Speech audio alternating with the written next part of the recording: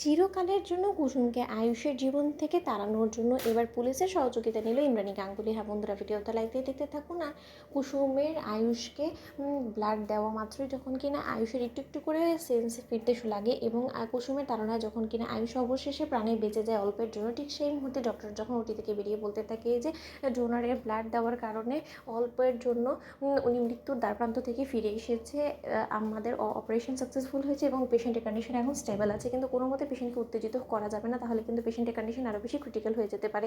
এই দিকটা একটু খেয়াল রাখবেন। ঠিক সেই সময় এই কথা বলা মাত্রই ইন্দ্রাণী গাঙ্গুলি যখন কিনা কুসুমকে বলতে থাকে যে কুসুম সরকার, তোমার এই ঋণ এবার আমি সুদে আসলে শোধ করে দেবো, সেই ব্যবস্থা আমি অলরেডি করে ফেলেছি। ঠিক সেই সময় সেখানে যখন কিনা ইন্দ্রাণী গাঙ্গুলি পুলিশকে ডেকে পাঠায় এবং বলতে থাকে যে ইন্সপেক্টর, এই হলো গিয়ে সেই ব্যক্তি যে কিনা আমার ছেলেকে হত্যা করার প্রতিনিয়ত চেষ্টা করে যাচ্ছে, আমার ছেলেকে হত্যা করার জন্য এই মেয়ে ছুটতে ছুটে হসপিটাল অব্দি পৌঁছে গিয়েছে এবং আমার ছেলেকে মৃত্যুর দ্বারপ্রান্তেও পৌঁছে দেওয়ার জন্য এই মেয়েটাই দায়ী এবং আমি ওর এগেনস্টে অভিযোগ এনে আমি ওকে গ্রেফতার করতে বলছি। আপনি দয়া করে এই মেয়েটাকে আমাদের চোখের সামনে থেকে এক্ষুনি নিয়ে যান। ঠিক সেই সময় কথা বলা মাত্রই রাজশেখর গাঙ্গুলি যখন কিনা পুলিশকে বাধা দিয়ে বলতে থাকে যে 1 মিনিট ইন্সপেক্টর, আমার অনুমতি ছাড়া আপনি কী করি বা আমাদের বাড়ির মেয়ের হাতে হ্যান্ডকাপ পরান বলুন তো, কী অভিযোগের ভিত্তিতে আপনার আমাকে গ্রেফতার করতে চলেছেন বলুন তো। ও তো রীতিমতো আমার ছেলের নতুন জীবন দিয়েছে, আমার ছেলেকে ও বাঁচিয়েছে ওর ব্লাড দিয়ে, সেই জায়গায় ওর বিরুদ্ধে কে না কারা মৃত্যু ও হত্যা করার অভিযোগ আনলো এবং সেটার উপরে বেস করে আপনার অ্যারেস্ট ওয়ারেন্ট বের করে আপনারা নিয়ে চলে গেলেন। ঠিক সেই সময় মিনাকে যখন বলতে থাকে যে দিদি গো দিদি, তোমার প্রভাব খাটানোর সময় চলে এসেছে, যে করে হোক না কেন প্রভাব খাটিয়ে এই সুবর্ণ সুযোগটা কোনো মতে হাতছাড়া করো না, তাহলে কিন্তু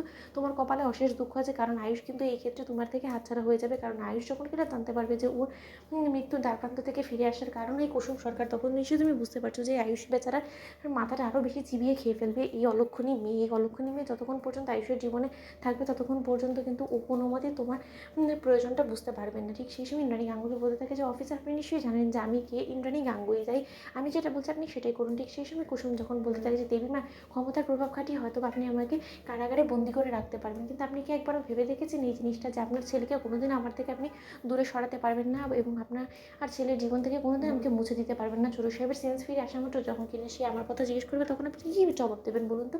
অন্যদিকে ইন্দ্রাণী গাঙ্গুলি বলতে থাকে যে আমার ছেলেকে কী করে আমি কী জবাব দেবো না দেবো সেই কৈফিয়ত নিশ্চয়ই আমি তোমাকে কুসুম সরকার দেবো না, এবং তুমি যে নোংরা কর্মকাণ্ড করেছো সেটা শাস্তি তোমাকে ইন্সপেক্টর দেবে, এবং তার থেকে বড় কথা আদালত থেকে তুমি কোনো মতে যাতে জামিনে বেরোতে না পারো এবং কেউ যাতে তোমাকে জামিনে বের করতে না পারে, সেই দিকটা আমি খেয়াল রাখবো। ঠিক সেই সময় রাজশেখর গাঙ্গুলি বলতে থাকে যে আজকে যে করেই হোক না কেন কুসুমকে আমি জেল থেকে ছাড়াবই এবং আমি যত শীঘ্র সম্ভব আয়ুষ এবং কুসুমের চেহারা ত্যাগ করবো, তখন আমি দেখবো কুসুম সরকারকে তুমি কী করে কুসুম গাঙ্গুলি হওয়া থেকে আটকাবো। ইন্দ্রাণী গাঙ্গুলি, এটা রাজশেখর গাঙ্গুলির দেওয়া চ্যালেঞ্জ তোমাকে। ঠিক সেই সময় ইন্দ্রাণী গাঙ্গুলি বলতে থাকে চ্যালেঞ্জ অ্যাকসেপ্টেড। তো বন্ধুরা লাইক এবং শেয়ার করো, সাবস্ক্রাইব করতে ভুলো না।